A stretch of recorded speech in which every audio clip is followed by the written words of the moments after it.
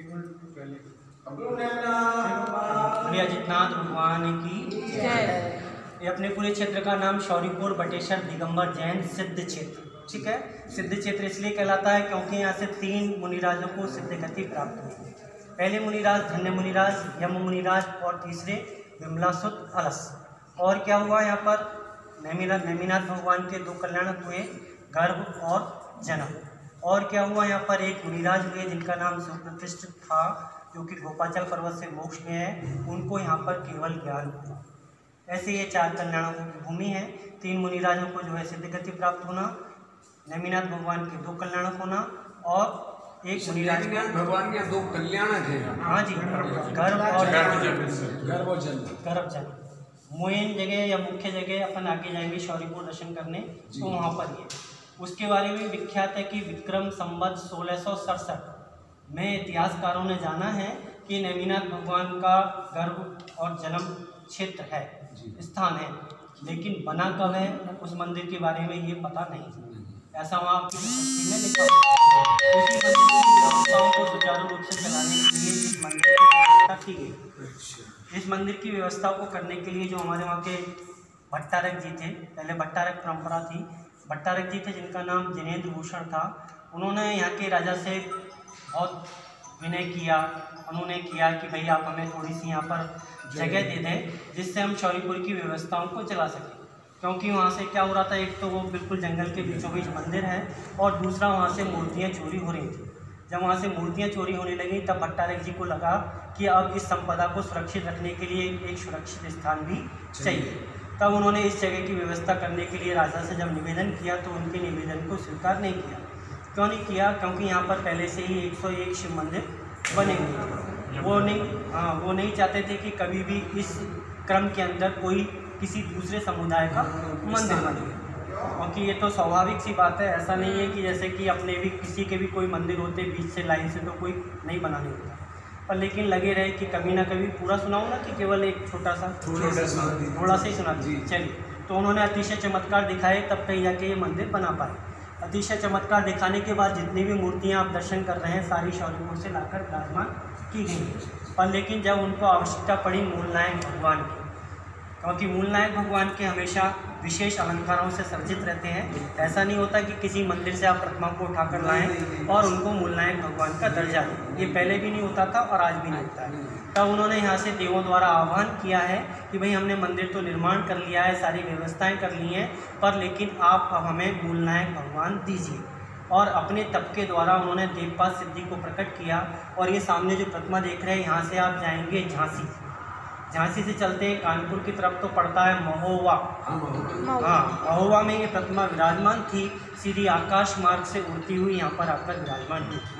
हाँ, ये बात प्रमाणिकता भी सुन लीजिए कि इस प्रतिमा के ऊपर जो प्रशस्ति लिखी है उस प्रशस्ति में लिखा है कि विक्रम संवत 1224 के अंदर राजा जलहण ने इनको महुआ में प्रतिष्ठित करवाया है।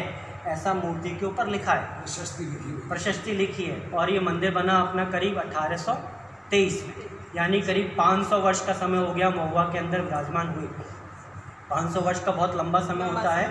आज भी आप महुआ पहुंच जाएं तो महुआ के आपको पुराने लोग मिल जाएं तो आपको कह देंगे कि भैया जो मणिया देव थे वो उड़कर बटेश्वर पहुँच गए। वहाँ जितने भी लोग रहते थे किसी भी समुदाय से संबंध रखते हों, पर इनको जो है मणिया देव के नाम से पूछते। जैसे महावीर जी के टीले वाले बाबा हैं, ऐसे ही ये महुआ के मणिया देव हैं। और मणिया देव भी ऐसे ही नहीं नाम रखा गया। ये जो पूरी प्रतिमा देख रहे हैं, पूरी प्रतिमा मणि की है। मणि माने जिसके ऊपर अपन चेक करते हैं ना सोना असली है कि नकली है, कसौटी पाषाण प्रतिमा है। और प्रतिमा भी बड़ी अतिशयकारी है। अंगूठे और कलाई पे जो निशान दिख रहा है, इसके बारे में, इसके अतिशय के बारे में वर्णन आता है कि शत्रु ने प्रहार किया। शत्रु कौन रहा? औरंगजेब एक ऐसा शासक रहा जिसने बहुत सारे मंदिर और बहुत सारी मूर्तियों को खंडित करने का, नुकसान पहुंचाने का बहुत प्रयास किया है। तो जैसे ही उसके दल ने पहली इनके ऊपर प्रहार किया है, पहला प्रहार किया, इस प्रतिमा में से दूध जैसा पदार्थ निकलने लगा, दुग्ध की धार बहने लगी। तो जैसे ही दूध की धार बहने लगी तो अपन जैन समुदाय के लोग जो है उसको समझा रहे थे कि भैया आप इनको ना छुएं, क्योंकि हमारे तीर्थंकर भगवान की जीवंत प्रतिमा है।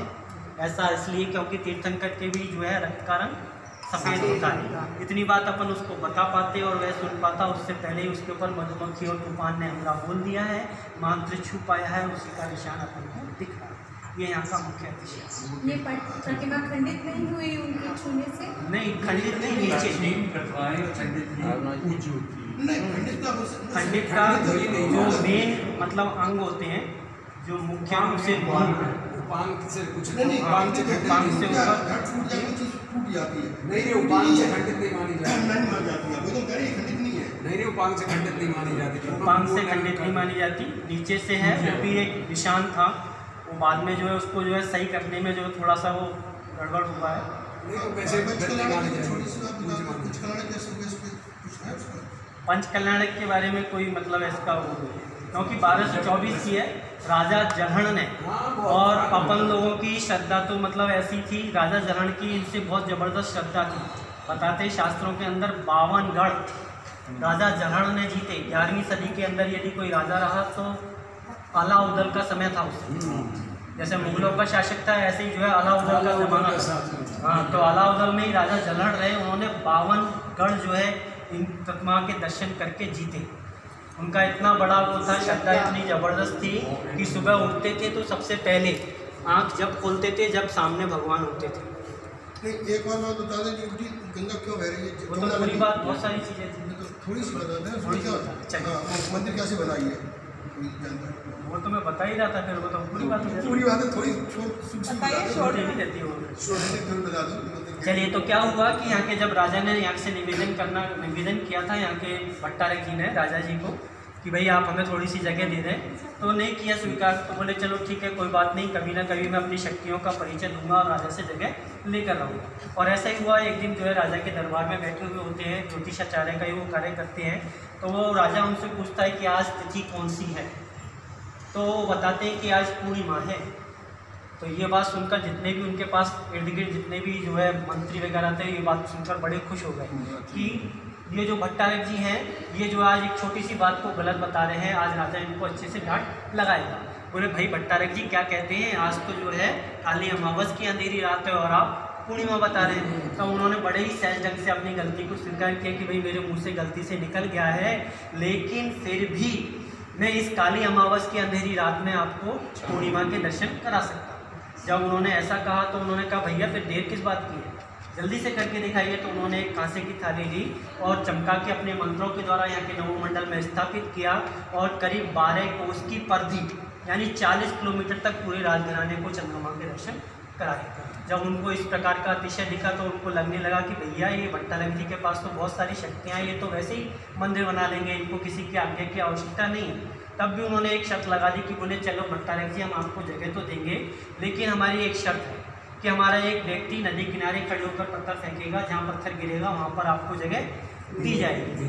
भाई उनका सीधा सीधा आशय था कि इस लाइन से ये लोग हट जाएं, पर लेकिन अपन को इस घनी आबादी के बीच में ही मंदिर बनाना था, तभी तो ये मूर्तियाँ और व्यवस्थाएं बन पाती। तब उन्होंने कहा कि चलो भट्टारक जी इस बात को बड़े ही सहज ढंग से मान गए कि राजा जी केवल आपको आज्ञा प्रदान करें, आप जहाँ पर हमें जगह देंगे हमें कोई दिक्कत नहीं है, हम वहाँ पे लेंगे। तो उन्होंने कहा कि चलो एक दिन निश्चित कर दिया गया, बोले भाई फेंक लो। तो कहा था उन्होंने कि एक आदमी कि हमारा एक व्यक्ति किनारे खड़े होकर उसने पत्थर फेंकने को प्रयास किया, लेकिन पत्थर को उस किनारे से आगे नहीं बढ़ा सका।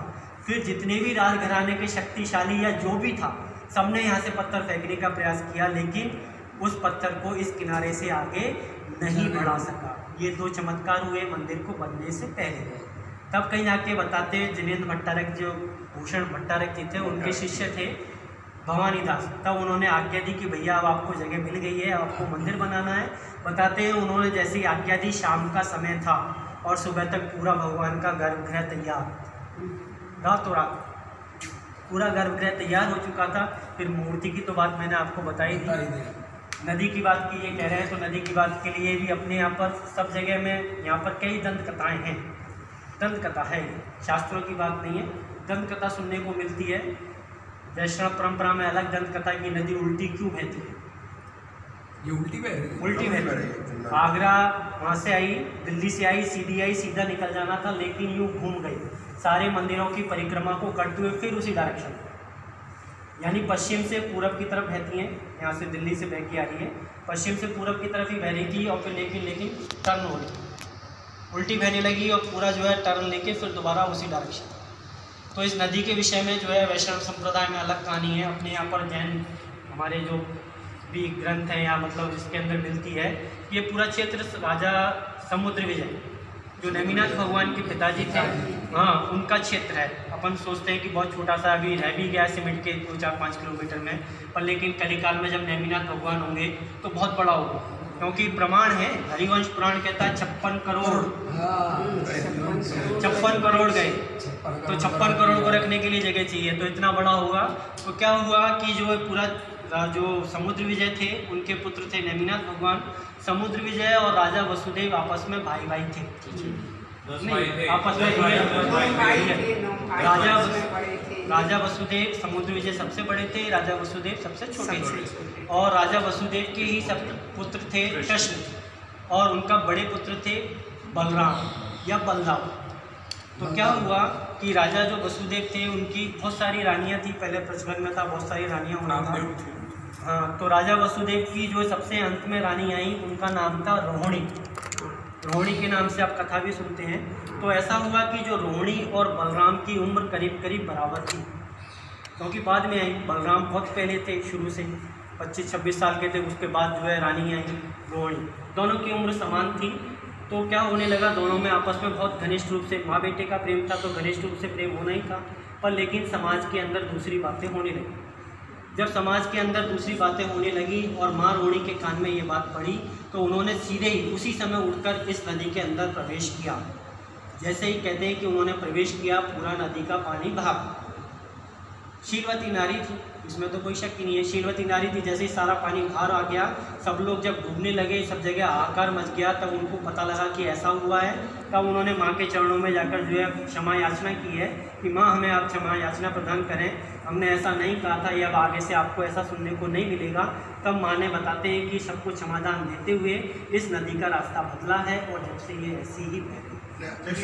इसका एक मिनट का और सुनिए, 1 मिनट हम बताएंगे, हम बस मान एक मिनट का, ये ऐसा नहीं हुआ है, इसमें जो कौन है कि जो मंदिर बन रहा था उसमें जो जगह दी गई थी, इस जगह में मंदिर की नींव जम नहीं रही थी, तो जो है जम नहीं रही थी जो जगह दी, तो उस जगह को बनाने के लिए जब प्रार्थना की गई है, तब ये नदी बाहर, जमुना नदी जो है उल्टी बहने लगी, तब यहाँ मंदिर की नींव बनी है।